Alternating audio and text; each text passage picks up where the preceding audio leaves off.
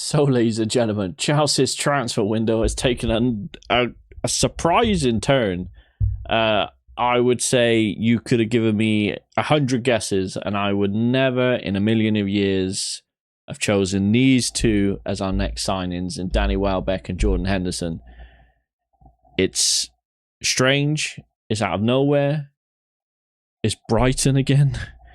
Brighton, they must have like nudes of the owners or something. I feel like there's something in the clause where they have to sign a Brighton player every transfer window, but I digress. We get into that's for another investigation, I suppose. But yeah, I think let's talk about who we've signed. So we'll start off with Danny Welbeck. I think this one has been much more receptive from everybody across the footballing world, I guess, and understandable. He brings, he's a good finisher.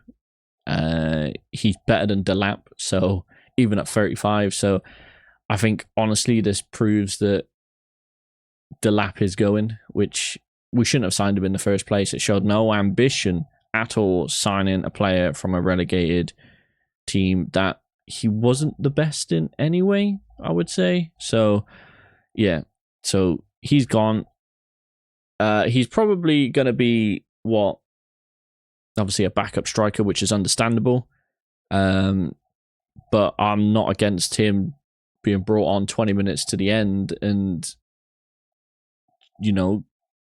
one chance, one goal. I mean, how many times has he played against Chelsea himself and we literally concede to him and we lose to Brighton? So hopefully we actually beat Brighton this year.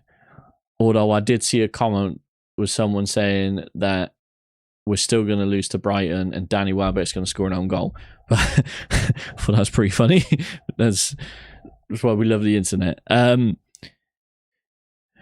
yeah, I mean, he's a good striker. I feel like he could have gone to the World Cup as well. He had a good season at Brighton. As long as we can keep him fit, I'm not against this signing whatsoever. I'm happy with it. I wanted a very, very solid striker experience. In my other video, I said Vlahovic because he's a free agent, but if we're only going to spend a little bit of money on Danny Welbeck, he's going to be there, 2 years? I'm not against it. He's going to be happy on the bench. He's played for a few clubs now. Is it Sunderland, United, Arsenal, obviously Brighton? So yeah, I like Danny Welbeck. I think that's a good signing. Now this next one, Jordan Henderson. Now when I first heard it, I was like, what are we doing? And I'm kind of flip-flopping, to be honest. I'm still like, nah, no, this can't be real. Along with, I see it, but I don't know. It's a strange one. Like, he's had a weird summer, Jordan Henderson. He's Jeff Harded off the fucking the boards and like destroyed himself. So that's a strange one. And then I was literally like, because I'm a nerd, I was writing down some things of like, what is the pros with Jordan Henderson?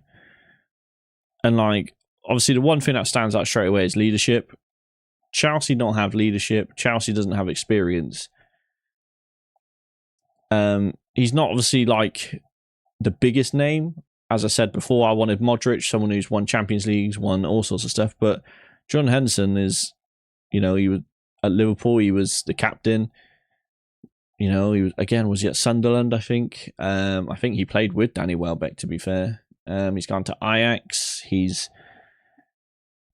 obviously had a good season at Brentford, I would say. I don't know how much he played for Brentford, but I feel like he would have had some sort of impact there. Because my tip last year was for Brentford to go down. They lost a lot of key players. And then they bring in players like Jordan Henderson. And I was just like, I'm not so sure. I feel like they aren't going to do the job. But they had a very good season again. I don't know how Brentford do it. But yeah, he's a good leader there. Other pros, sideways passing. Now, if this was Enzo Maresca team or Liam Rossignol team, golly, he'd probably start in every single game, playing all 90 odd minutes and and so on. So, little joke, I know. I think he'll be able to do the job as well. So say, like, again, is he going to be... He's probably, like, the 4th string option. Because, like, the way I look at it is, if nothing happens with Enzo, we got Caicedo and Enzo, and then there's Lavia, and then there's Sugo as well. So, he's looking at maybe 4th option, maybe. So, I think he could still come on, last 10 minutes, do a job again, like a Danny Welbeck, like leadership on the pitch. One of my standout things for him, and it's, I don't know why it sticks in my brain, but it's like, what, you remember in COVID time where there was no fans in the stadium, so you could hear everything? Like Jordan Henderson, when he's playing for Liverpool, I could hear everything he was saying. It was wild. So yeah, I'm flip flopping. I wanted experience. I love experience, but is Jordan Henderson the guy?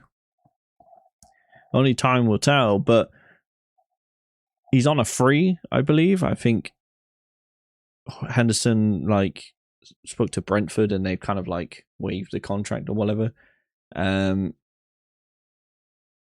So yeah, I don't know. I'll give him a chance. He's not big money. He's not anything like that. He's just coming in to do a job,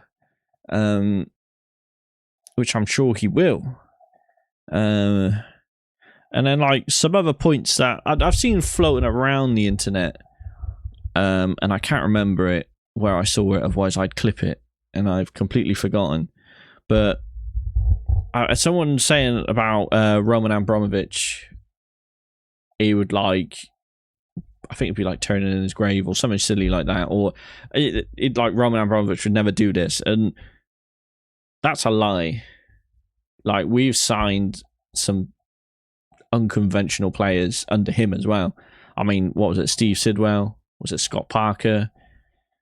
We've done some crazy decisions in terms of like, I remember like Boularus, who was a number 9.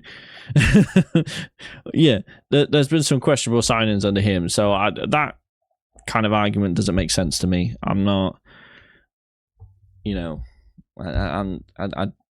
do I trust these owners? No, not after the 5 years or whatever I've seen of them. No, but the Roman Abramovich argument's a bit strange. Then my next one is Tuchel. Took him to the World Cup. I mean, I'm not one to doubt Tommy Tuchel. Do you know what I mean? Tommy Tuchel is a Chelsea legend in my eyes. He's smart. He has a bit about him, so it seems a bit strange to doubt Thomas Tuchel as well. Again, who knows? So yeah, that's the only two that really stick out at the moment. My only other thing is, if we were desperate for a midfielder, why not get Xabi Alonso? Because to be honest, I've seen some clips floating around of him like spraying that ball in Chelsea training, and my God, he's probably the best passer at the club. So yeah. Anyway, I just wanted to talk about it. I feel like they're good signings. Are they signings that I would make? No. But I can understand the reasoning behind them. Now, they're an improvement on Delap. I think that's an improvement on midfield. So, like, in terms of looking at it like that, there is an improvement. But is it much of an improvement? Only time will tell. I don't know. Do you know what I mean? It's a strange one. It's a strange one. But that's Chelsea in a nutshell. Anyway, ladies and gentlemen, I'm rambling on a little bit, but I'm Streety Mate. Let me know in the comment section what you think about it all. Are these good signings? Yes or no? Let me know what you think. Be safe in what you're doing. Peace out, everybody.